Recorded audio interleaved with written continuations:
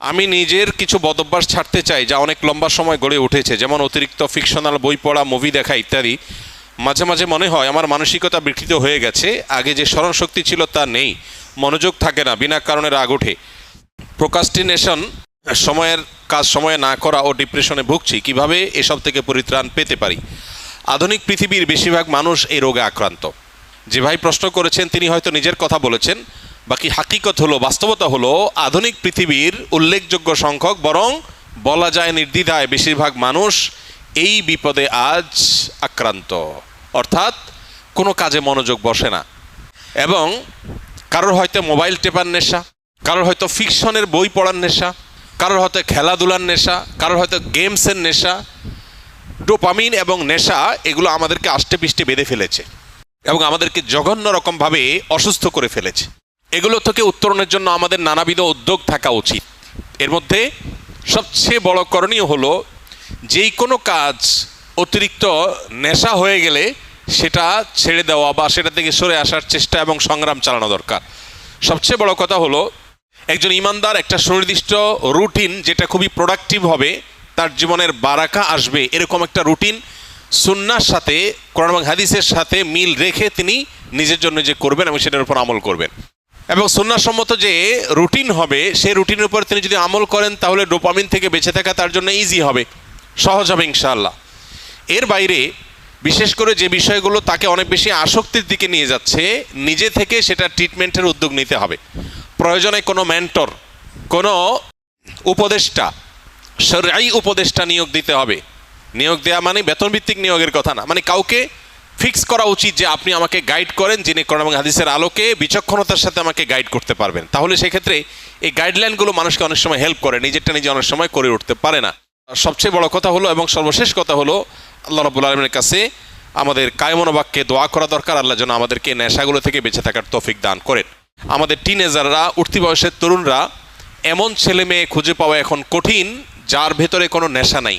প্রত্যেকে নানান নেশায়, নানান রকমের বদভ্যাসে আজ আক্রান্ত হয়ে গেছে।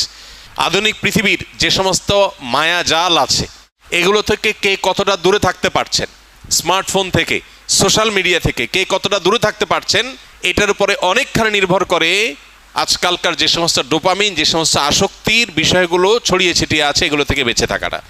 এজন্য মোবাইল ব্যবহার করলেও সেটা লিমিটেড টাইমে ব্যবহার করা উচিত। সোশ্যাল মিডিয়ার ব্যবহার করতে হলেও নির্দিষ্ট সময়, আজকাল অনেক অ্যাপ আছে যে নির্দিষ্ট সময়ের পর এটা লক হয়ে যাবে, সেগুলো ডাউনলোড করে আপনি লক করে ফেলেন।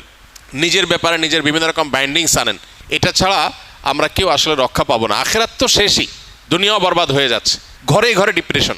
বিশ্ব স্বাস্থ্য সংস্থার জরিপ বলছে 2030-এর পর গোটা পৃথিবীতে সবচেয়ে বেশি পরিমাণে যে রোগ ছড়িয়ে পড়বে, বেশি পরিমাণে যে রোগের রোগী গোটা পৃথিবীতে পাওয়া যাবে, সে রোগটার নাম হলো ডিপ্রেশন। আমরা একদিকে দেখতে পাচ্ছি সুখের উপকরণ, নানাবিধ উপকরণ সুখের, এগুলো দিন দিন বাড়ছে। আবার অপর দিকে দেখতে পাচ্ছি পৃথিবীতে দুঃখী মানুষের সংখ্যা, ডিপ্রেসড মানুষের সংখ্যা, পেরেশান মানুষের সংখ্যা, পরিমাণ দিন দিন বাড়ছে।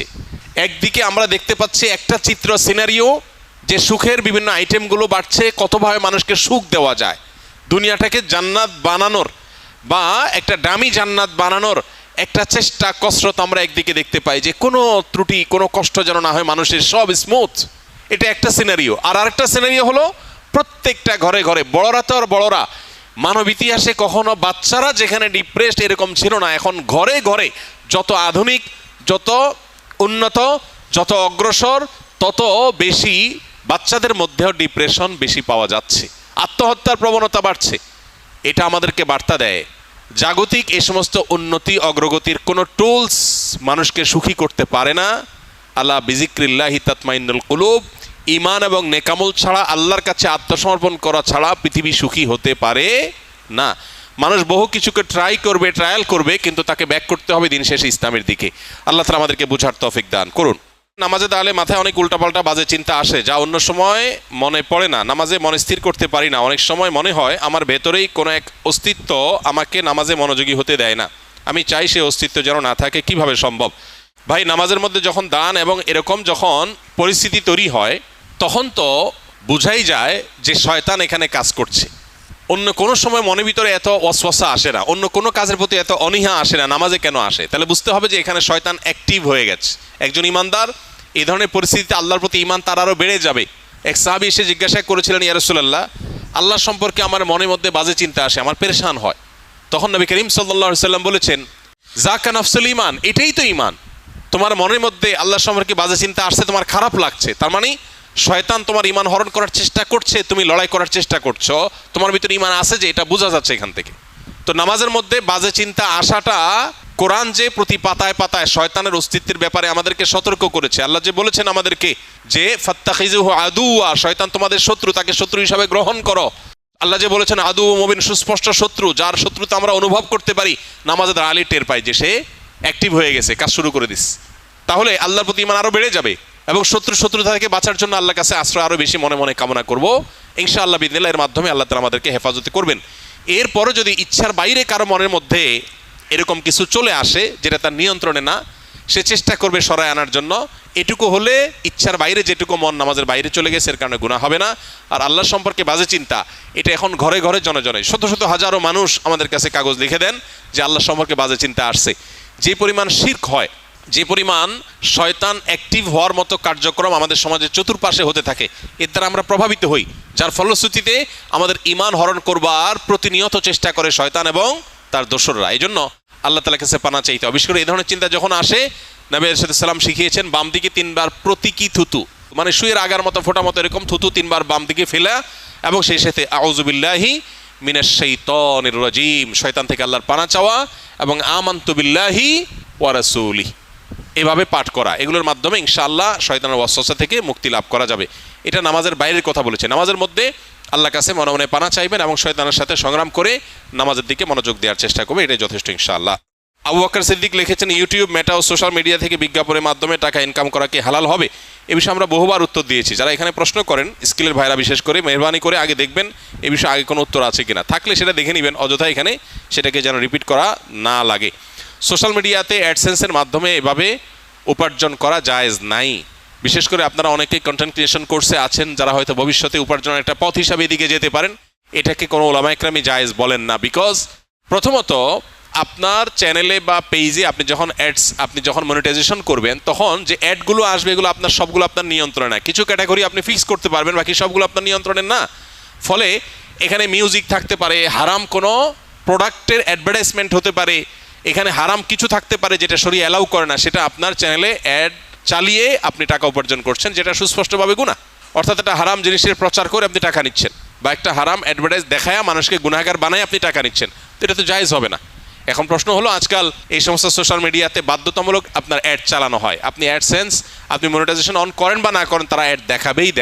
এটা যদি হয় তাহলে সেক্ষেত্রে আমরা বলি, যদি এরকম হয় তাহলে সেক্ষেত্রে যে টাকাটা আসবে সে টাকাটা আবার বুস্ট ইত্যাদি করে যেভাবে আসলো সেভাবে খরচ হয়ে গেল, নিজে ভোগ করলেন না। অর্থাৎ যারা দিল তাদের কাছে চলে গেল, অ্যাডটা দেখানোটা আপনার নিয়ন্ত্রণে নাই, তারা ইচ্ছাকৃত বা জোরপূর্বক দেখাচ্ছে, তাদের ব্যাপার এটা।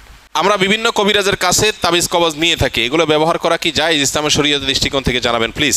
প্রথম কথা হলো যে নবী করিম সাল্লাল্লাহু আলাইহি সাল্লামের এক্ষেত্রে চিকিৎসার পদ্ধতি ছিল হলো ঝাড়ফুঁক, তিনি ঝাড়ফুঁক দিতেন। অতএব ঝাড়ফুঁক দেওয়ার এই আমলটা আমাদের করা দরকার এবং এই অভ্যাসটা বাড়ানো দরকার। সাহাবীদের মধ্যে কেউ কেউ সূরা ফাতিহা লিখে ঝুলিয়ে রেখেছেন, এটি সাব্যস্ত হয়। এই জন্য অনেক উলামা ইকরাম বলেন, শেফার নিয়তে বিশেষ করে বাচ্চারা যারা পড়তে পারে না, এদেরকে যদি কোরআনের কোনো আয়াত, হাদিসে বর্ণিত কোনো দোয়া লিখে ঝুলিয়ে দেওয়া হয় সেটা জায়েজ আছে। বাকি হাদিসে যে মান আল্লাকা তামিমাতান ফাকাদ আশরাকা রয়েছে, যে ব্যক্তি তামিমা ঝুলালো, মাদুলি ঝুলালো, সে শিরক করলো। এখানে এই শ্রেণীর ওলামা ইকরামের মত হলো এই হাদিসের দ্বারায় বিভিন্ন প্রতিমাদের নামে যে তামিমা ঝোলানো হতো বা তামিমাকে আলাদা কোনো প্রভাবশালী মনে করে তামিমা বা মাদুলি ঝুলানো হতো, সেটার কথা বলা হয়েছে। যদি কেউ কোরআনে কারিমের আয়াত পড়ে ঝাড়ফুঁক দেয়, সেটা হবে সরাসরি সুন্নাহ। নবী করিম সাল্লাল্লাহু আলাইহি সাল্লাম কখনো তাবিজ দেন নাই, ব্যবহারও করেন নাই, দিতে বলেনও নাই। তবে তিনি যেটা করেছেন সেটা হলো কি, পানি বা তেল বা শরীরে বিভিন্ন বস্তুতে দোয়া পড়ে, দুরুদ পড়ে, কালাম পড়ে আল্লাহর ফু দিয়েছেন, এটাকে ঝাড়ফুঁক বলা হয়। এটা হলো সুন্নাহ। আর বাকি কোরআনে কারিমের আয়াত এবং কোরআন হাদিস বর্ণিত দোয়া দিয়ে যদি শুধুমাত্র তাবিজ ঝুলানো হয়, যারা পড়তে পারে না, অসুবিধা হয়, তাহলে সেক্ষেত্রে এটাকে ওলামা ইকরাম জায়েজ বলেছেন। অনেক ওলামা ইকরাম জেনারেলি সব ধরনের তামিমাকেই নাজায়েজ বা নিষেধ বলেন। তবে নিরাপদ হলো সুন্নাতে থাকা, অর্থাৎ ঝাড়ফুঁকের মধ্যেই থাকা। বাকি তাবিজ কবজে আজকাল দেখা যায় বিভিন্ন নাম্বার লেখা, নাম লেখা, শয়তান টয়তান ইত্যাদি লেখা, এগুলো নাজায়েজের ব্যাপারে কারোর কোনো দ্বিমত বা ভিন্নমত থাকার কোনো কারণ নাই। অনেকে অনেক বিভিন্ন রকমের ওই যে কাঠের গুঁড়ি, চামড়া ইত্যাদি কেটে ঝুলায় রাখে, এটা লাগালে উপকৃত হবে এরকম একটা বিশ্বাস থাকে। এটা বৈজ্ঞানিকভাবে বা অভিজ্ঞতা দ্বারাও প্রমাণিত না, আবার কোরআন হাদিসের আলোকেও প্রমাণিত না। বিধায় এই বিষয়গুলো সন্দেহাতীতভাবে কুসংস্কার।